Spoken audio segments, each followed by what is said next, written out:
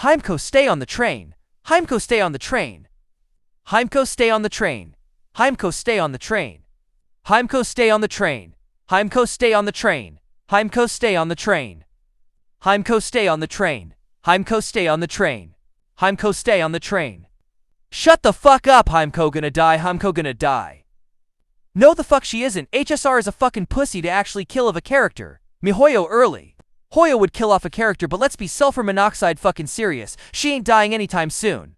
But Sleeps Himeko died in Hime 3 and GGZ. Okay? Not in Genshin though. So shut the fuck up, she ain't dying. Like damn, we go over this every time she's in a trailer, you people get me sick. Let her off the damn train, the woman ain't gonna get killed off now of all places.